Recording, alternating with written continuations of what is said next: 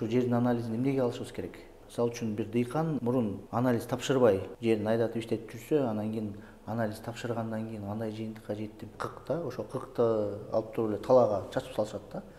Ошонун кандай таасири бар? Пайдасы, минустары кандай? Биогумустун плюсу анан минустары боюнча да айта аласыңарбы?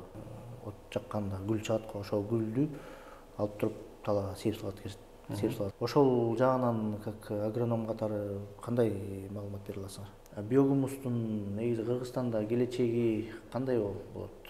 Ошо ягода боюнча же бир какой-то бир культура боюнча бир өзүнчө бренд боло алабызбы бир жагынан? Ассаламу алейкум. Кусман Кашевич. Кандайсыз? Денсаулыкта жакшыбы? Жакшы, рахмат. Негизи кайсы малдан баштап ушул станция иштеп баштайт да? Мындай активно жаз келгенде эле же кыш менен иштей бересизби? Негизи республикалык топурак агрохимиялык станциясы өзү атында эле өзү аты эле айтып атат, топурак станциясы деп. Мыякта станцияда топуракка анализ жүргүзөбүз. Жалпы республика боюнча топурак үлгүлөрүн дыйкандар алып келип беришет бизге. Биз топурак лабораториясында 12 түр анализ жасайбыз бүгүнкү күндө. Анан эң эле керектүү бул гумустун камтылышы, азоттун камтылышы, кыймылдуу фосфор, кыймылдуу калий, анан топурак чөйрөсү pH деп коет. Ушул 5 көрсөткүчтү тастыктап, ушул анализдин негизинде дыйкандарга пландаштырган жана сапаттуу түшүм алуу боюнча сунуштарды беребиз. Канча жер семчиликти колдонуш керек. Анан жаңы эле сурап кеттиңиз, жумушту кайсы маалда башташ керек деп. Баарыбыз билесизби, жазгы тала жумушту жазында баштайт, бирок биз айтат элек, жазгы тала жумушту күздүндө башташ керек деп. Бул дыйкан айыл чарбасында баары тең маанилүү экен. Бул болсо убагында жерди айдаш керек, убагында себиш керек, сугарыш керек, ар кандай илдеттер менен күрөшүш керек. Анан аягында баарын түшүмдө чачпай чогултуп алыш керек. Бирок мен айтып кетет элем, эң эле биринчи жумушту ушу топурактан башташ керек деп. Топурактын ичиндеги азыктарды билип алып, канча азоту бар, фосфору бар, калий бар, анан ошого жараша пландаштырган түшүм алабыз десеңиз, жер семчиликти ушу күзүндө бериш керек да. Жерди айдаганга чейин көбүнчө азот, анан фосфор жер семчиликтерин берип, жерди айдап салса, жазында жумуш да азыраак болот, анан аябай жакшы натыйжа берет. Азот жер семчиликтерин сеп аткан кезде же болсо кошумча азыктанып кылып берсе болот. Негизи эле ушул жердин анализин неге алышыбыз керек? Өзүбүз билгендей эле жер семчиликтерди берип, өзүбүз билгендей эле сеип коюп эле иштете берчү эмес белек. Азыр ушул жердин анализин эмнеге алышыбыз керек? Эми баарыбызга маалым болгондой, адамда эле дары бир жери бир витамин жетишпей калса, рецепт менен ушу дарыны колдонсо, ал бизге дары катары, витамин катары болот. Анан аябай эле көп ичип алсак, ал уу болуп калат. Ошондой эле өсүмдүктөргө дагы адегенде билишибиз керек да, ушу топуракта канча азык бар. Жетишеби же жетишпейби, же болсо өтө көп камтылганбы. Анан ошол азыктуулугуна жараша жер семчиликтерди колдонуш керек да. Бул эми илгертеден илимий изилдөө, майыл чарба багытында илимий изилдөөнүн негизинде бүт баары тең изилденип, канча деген опыттар жүргүзүлүп, ошонун баары тең ошо камтып туруп, анан бүгүнкү күндө ошолордун мындайча айтканда натыйжасы менен биз колдонуп атабыз да. Баарыбызга белгилүү болгондой, мисалы буудай кылкандуу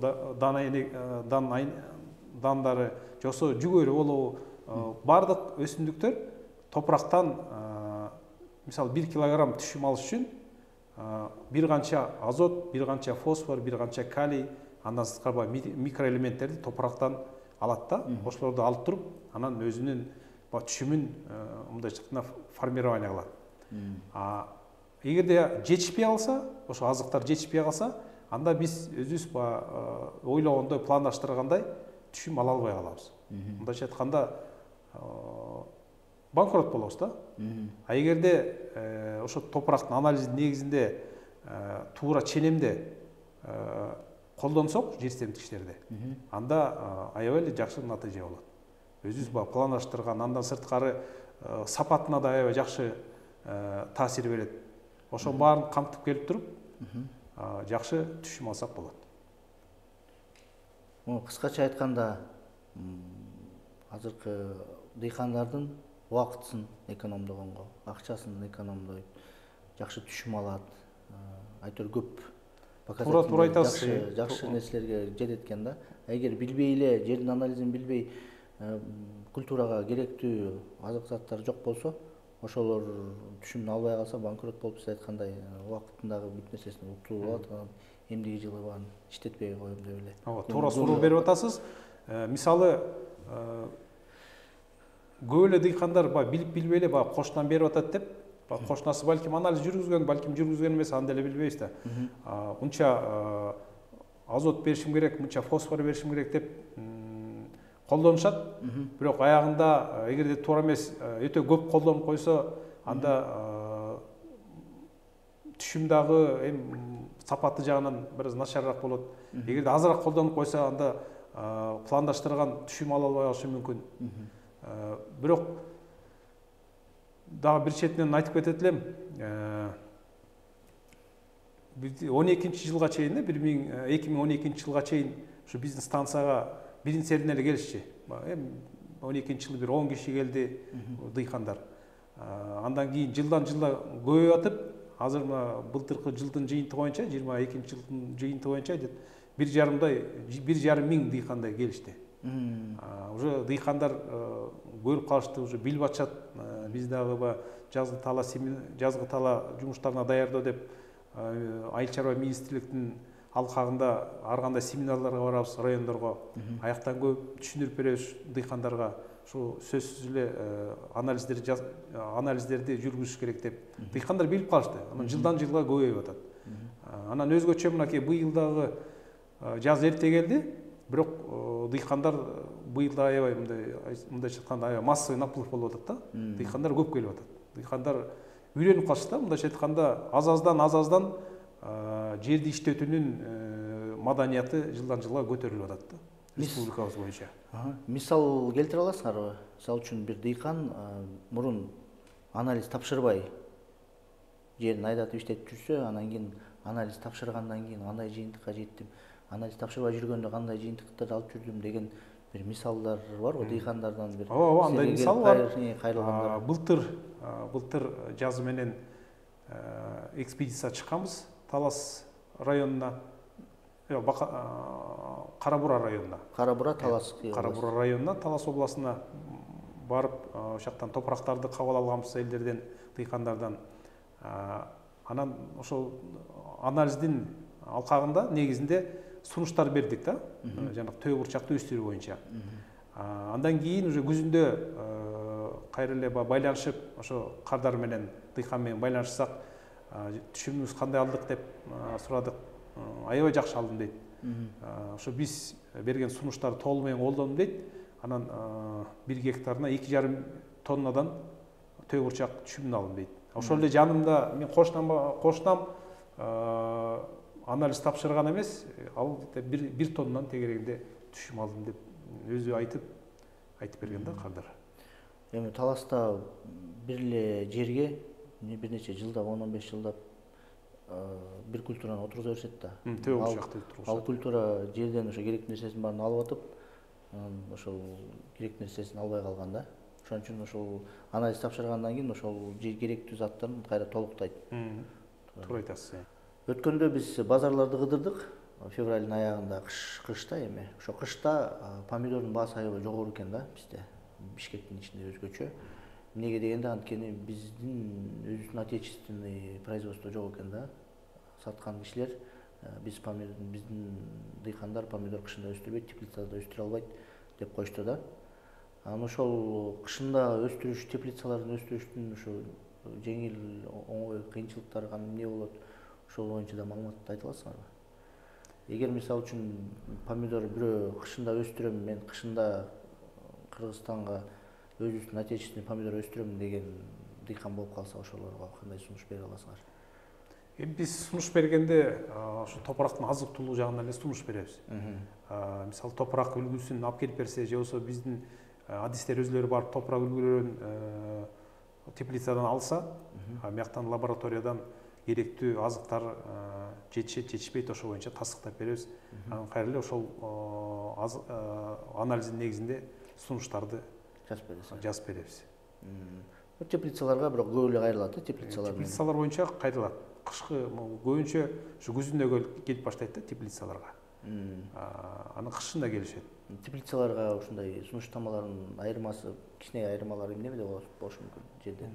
Эми теплицаларда жөнөкөй ачык топуракка караганда жер семчиктердин көйлөмү, нормасы бир аз көбүрөөк бериш керек да. Ал жерде аябай эле интенсивдүү айыл чарба деп койсок болот да. Бүт климаттык шарттары түзүп берет өсүмдүккө. Анан ошого жараша өсүмдүк бир калыптуу температурада көбүрөөк ушу эмелерди, азыктарды талап кылат. Жакшы түшүм бериш үчүн. Эмеге кайрылалы кыкка. Мисалы үчүн биз көбүнчө айыл жергесинде уйдун болгон, жылкынын болгон кыкта, ошо кыкты алып туруп эле талаага чачып салышат да. Ошонун кандай таасири бар? Пайдасы, минустары кандай ошонун? Кыкты чогултуп туруп сөзсүз чиритиш керек. Негизи кык малдан чыккандан кийин ар кандай бактериялар бар, курт кумурскалар бар, өсүмдүк үчүн, топурак үчүн зыянкечтер көп да ичинде. Кык чиригенде аябай көп жылуулук чыгарат. Ошол жылуулуктун негизинде ошол бактериянын баары тең жок болот да өзү менен өзү. Анан керектүү бактериялар калат, эмне зыянкеч бактериялар өзү менен өзү жок болуп кетет да. Анан аябай чиригенден кийин кыкты ошо чиригенден кийин берсек, ошондо аябай жакшы болот да. Топуракка дагы, топурактын азыктуулугуна да, топурактын механикалык курамына, структурасына аябай жакшы пайда берип, жакшы натыйжа берет да. Эгерде чириликти эле топуракка чачып салсак, анын ичинде жанакындай сарняктардын уруктары аябай көп да. Ошол сарняктардын уруктары бүт кайра эле өсүп чыгат. Бир жагынан аз-аздан плюс болсо дагы, экинчи жагынан аябай эле чоң минус болот да. Чиригенден кийин ошол сарняктардын уруктары дагы жок болот. Анан ошо сөзсүз эметиш керек да. Бизден илгери институттан окуткан кыктарды чоң буртабайт этип туруп, үстүн саман менен жаап, анан топурак менен жаап койсо, сугарып турса, суу чачып турса, жанагы процесстер бат жүрөт да. Канчалык процесстер бат жүрсө, өзү убагында жетилет. Жетилгенден кийин анан топуракка берсе, өсүмдүктөр өзүнө керектүү заттарды алышат кыктан. Жетилет деп атпайсыңар?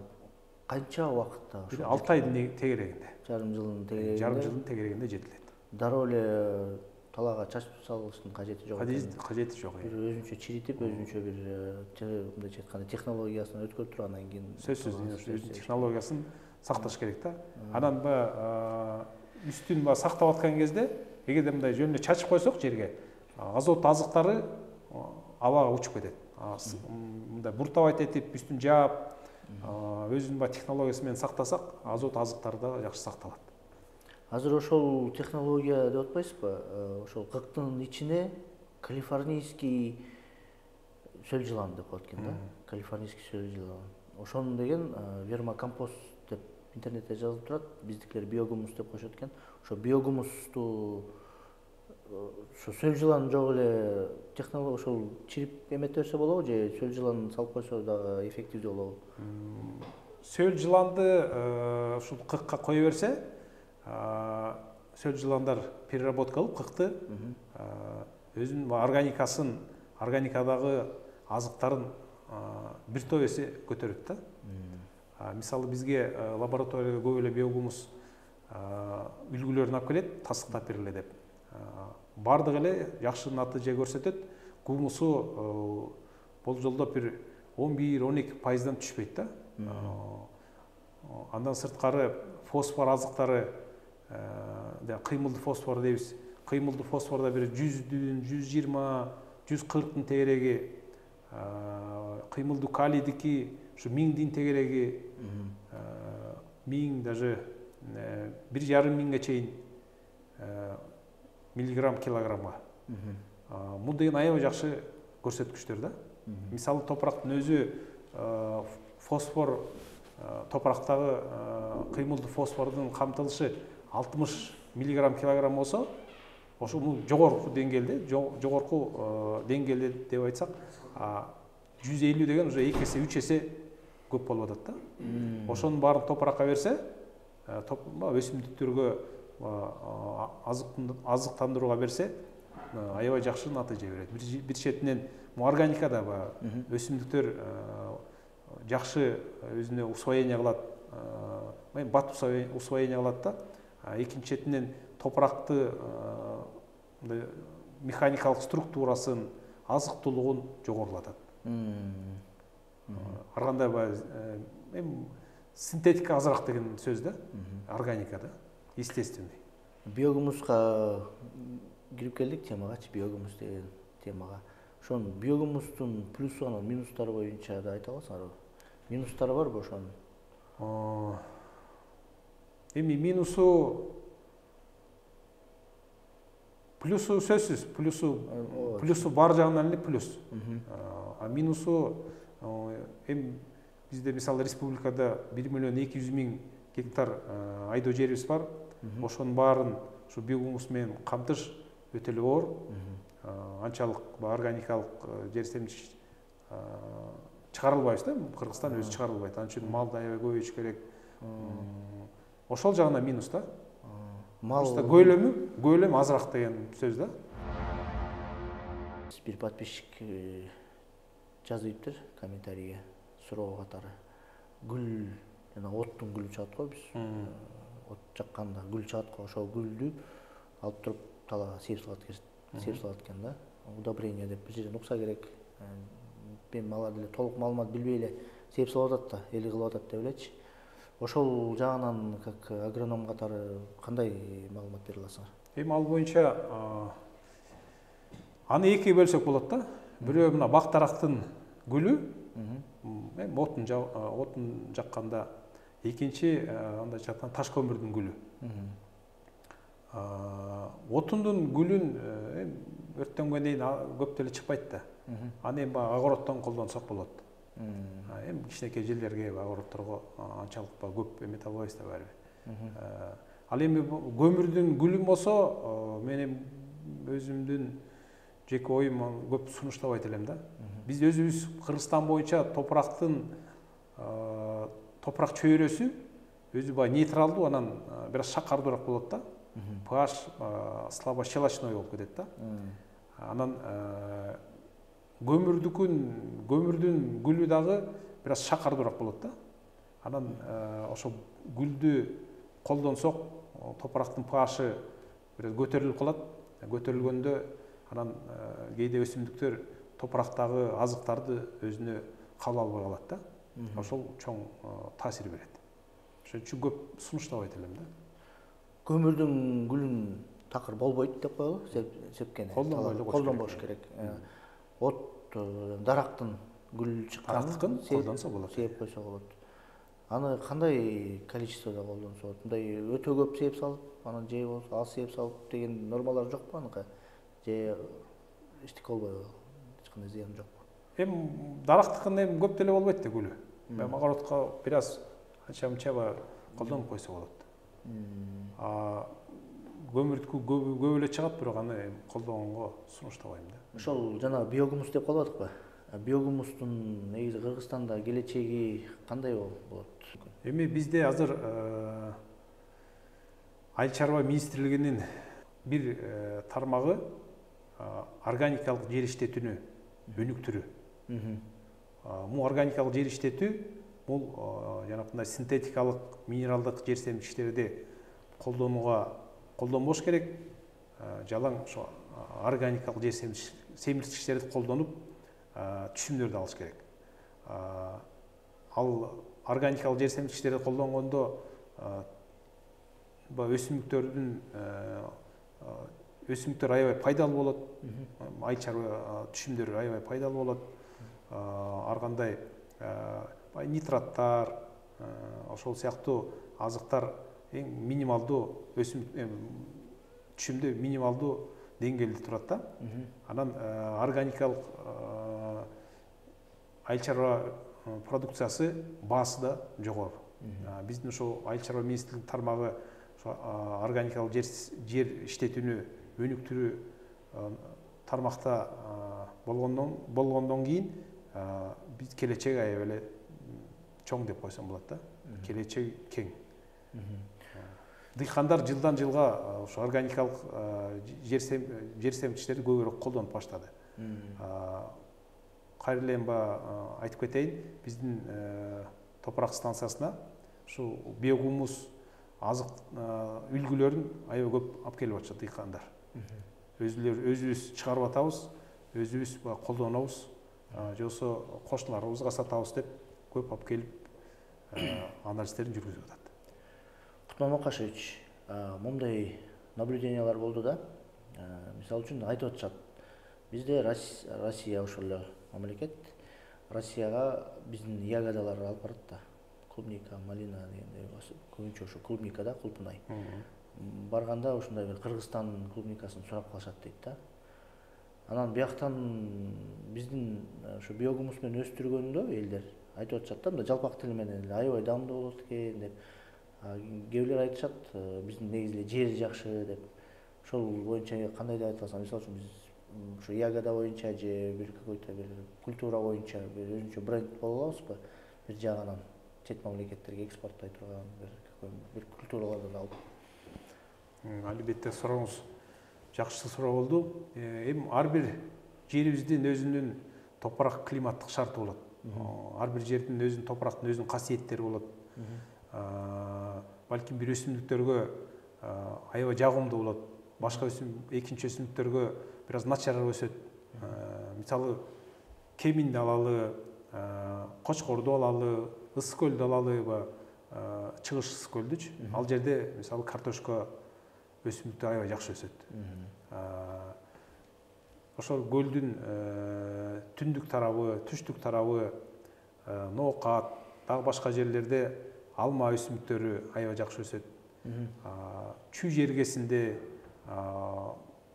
башка мисалы түштүк тарапта деле ысык көл, нарында дагы малина азыр аябай бренд болуп атат да. Малинанан клубника. Эми быйыл өзгөчө бизге мына бүгүнкү күнгө чейин бир такташ керек, аны лабораториядан бир 300-400 дыйкандар топурактарды тапшырышты. Ошонун бир 60-70% ушу клубниканан малина. Ушуга сунуштама бергиле деп кайрылып атышат. Биз топурагын тастыктап беребиз азык-тулук боюнча. Анан сунуштаманы ушул клубника, кулпунай, малина, земляника деп сурап атышат. Мен ойлойм, келечек аябай эле кең деп.